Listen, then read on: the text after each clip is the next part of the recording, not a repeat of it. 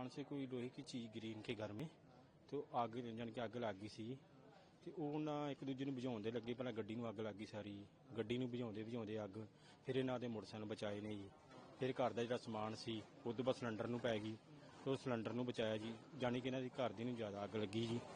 ਤੇ ਉਹਨਾਂ ਦੇ ਇੱਕ ਘਰ ਦਾ ਜਿਹੜੇ ਘਰ ਦੇ ਜੀ ਨੇ, ਇੱਕ ਉਹਨਾਂ ਦਾ ਬੇਟਾ ਹੈ, ਇੱਕ ਉਹ ਆਪ ਨੇ। ਉਹਦਾ ਕੁਝ ਠੀਕ ਨੇ, ਜਾਣੀ ਕਿ ਘਰ ਦੀ ਬਹੁਤ ਜ਼ਿਆਦਾ ਢਿੱਲੀ ਨੇ। कुल कितने लोग? ਤਿੰਨ ਹੀ ਹੈ ਜੀ। 3 ही लोग हैं। ਹਾਂਜੀ, ਇੱਕ ਬੇਟਾ ਤੇ ਦੋ ਬਾਪ ਨੇ। एक लगभग कितने बजे करीब का हादसा हुआ? ਇਹ 8 8:30 ਦਾ ਹੈਗਾ ਸਰ ਟਾਈਮ, ਜਦੋਂ ਬਲੈਕ ਆਊਟ ਹੋਇਆ ਨਾ ਉਦੋਂ ਲੱਗੀ ਸਰ। हाँ, कुछ पता चल पाया कि क्या चीज़ थी? ਨਹੀਂ ਸਰ, ਇੱਕ ਲੋਹੇ ਦੀ ਚੀਜ਼ ਕਹਿੰਦੇ ਡਿੱਗੀ ਆ ਕੇ, ਉਸ ਤੋਂ ਬਾਅਦ ਬਲਾਸਟ ਜਿਹਾ ਹੋ ਗਿਆ। गिरने के बाद ब्लास्ट हुआ? ਹਾਂ, ਜਾਣੀ ਕਿ ਗੱਡੀ ਨੂੰ ਅੱਗ ਲੱਗ ਗਈ, हाँ जी। ਤੇ ਗੱਡੀ ਤੋਂ ਫਿਰ ਅੱਗ ਫਾਈਲਰ ਦੀ ਫਿਰ ਇਹਨਾਂ ਨੂੰ ਲੱਗ ਗਈ।